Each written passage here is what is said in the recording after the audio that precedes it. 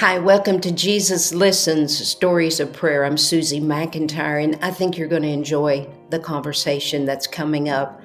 I have ordered Don Barton's book, Crying, well, Laughing Through the Ugly Cry, and a story about her life as she battled through cancer, the loss of loved ones, having kids, dealing with things with her husband, just life.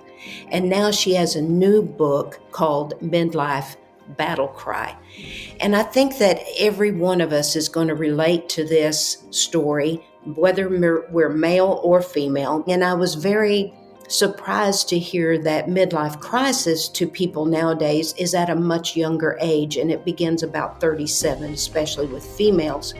Well, her book is to encourage us that our previous life is no less important than our next segment of life.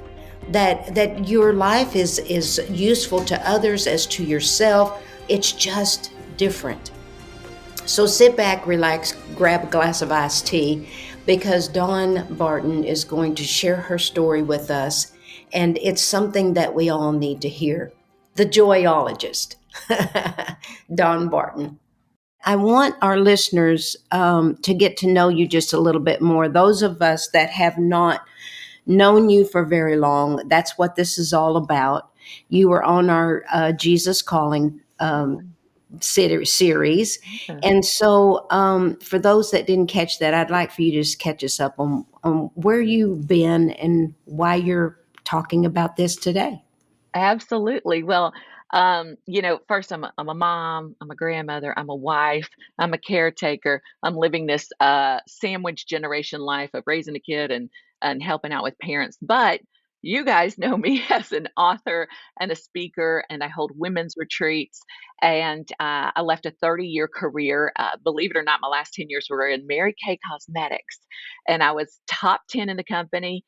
And I had a dream, and I know I sound a little bit crazy, less crazy on a Christian podcast than you do on a regular one when you say, I had a dream that God called me to write a book.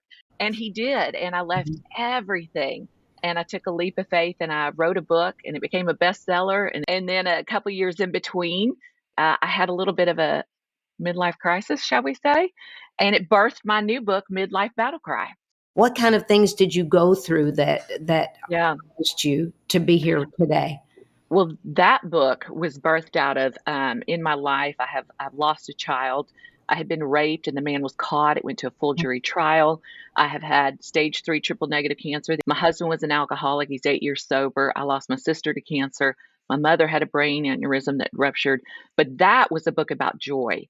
And as crazy as it sounds, it was about finding joy in the tsunamis of pain. But after writing that book, I really went through, honestly, my 50th birthday was coming up at the time, and I left that fast paced career and I thought, is the world done with me? Like, is the world putting this old mare out to pasture? I felt a little bit invisible, honestly, a little forgotten. And I decided to change the story, and I was going to change the story and write a new story. And I just fought to figure out who I was in this season of life. And I started talking to my girlfriends, and it seems to be a thing in this midlife point where it's a pivot point for us. It's not the end or the beginning of the end, but it's a pivot point, and it's time for us to write a new story. And so that birthed Midlife Battle Cry. But still, we're still the same person. We still have the same Yes. gifts, talents, and abilities, God given. We're still the same person, whether we were 2 years old or 52 Mm, years old. right.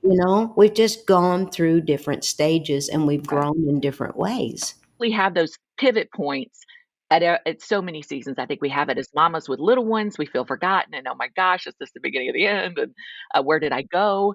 But I also think we sort of draw this invisible line in our minds, and to the left are all the great miracles of our life, right? The birth of our babies, our careers, all the things, and we start to believe that to the other side it will be devoid of as many blessings and miracles. But the reality is, there's no midlife to God, right? God doesn't look at us and say, "Oh, thanks for coming. Take a ticket, sit down."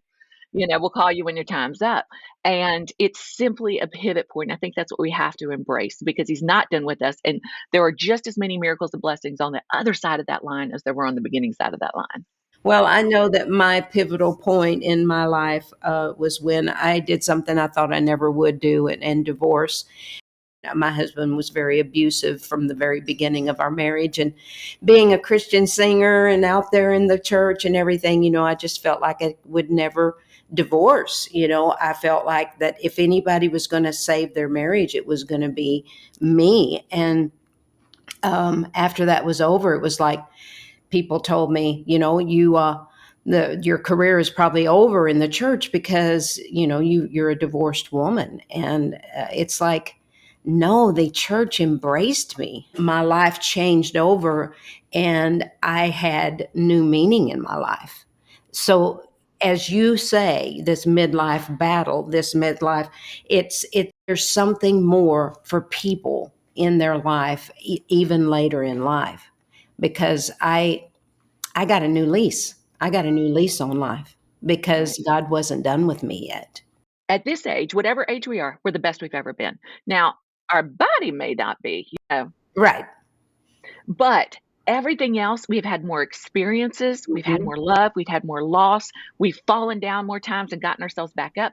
We're literally the best we've ever been with the most experiences, and yet we pull back more than ever before. If we're not growing in those strains of life, the push pull of life, then it's a sad thing because God does want us to grow and to grow closer to Him and to lean into Him.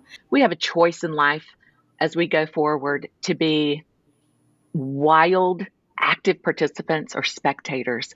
And God does not call us to be spectators Mhm. of life. He definitely 100% calls you to be a wild participant. So, although the season may feel different and it may feel new, and sometimes it can feel a little bit lonely and strange, it Mm. does not mean you pull away. It means you lean in and figure it out.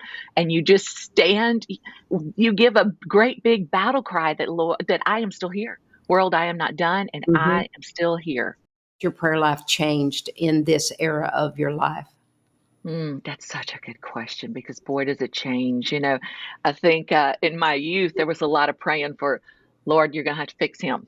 Mhm. you Mhm. know, so much of the external. And I felt like it was a little bit, our prayers were a little bit more of a Christmas list. Yeah.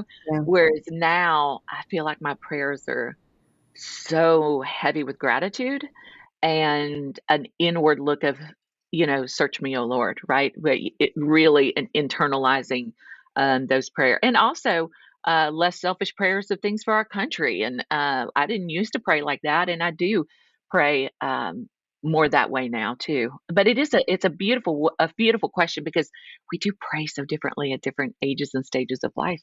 I pray for the rest of your day that it would go well with you, that your kids are well, that your grandkids are well, and every person in your compound is surrounded by joy because you are a joy, Dawn.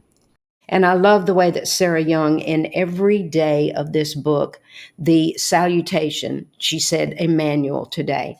The next day is King Jesus, ever present Jesus, oh Most High. It's different every day. December 23rd, and I thought it was so cool to hear what it says, what pertains to you. It says, Emmanuel, the nature of time can make it difficult for me to fully enjoy my life. On those days when everything is going well, my awareness that the ideal conditions are fleeting can dampen my enjoyment. Even the most delightful vacation must eventually come to an end. Seasons of life also come and go, despite my longing at times to stop the clock and keep things as they are. I don't want to look down on the temporary pleasures you provide, but I do need to accept their limitations, their inability to quench the thirst of my soul.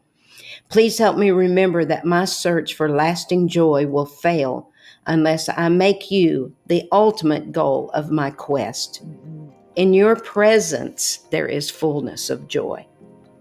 We're so glad that you joined us today on another episode of Jesus Listens Stories of Prayer. Don Barton was such a joy, and I mean a joy to be in front of and to listen and to catch her spirit. Just a joy. We'll be back next time with another story and another person telling that story. But remember that Jesus cares for you, He listens, and He's just a prayer away. Don't forget that. I'm Susie McIntyre Eaton, and we'll be back next time with another story.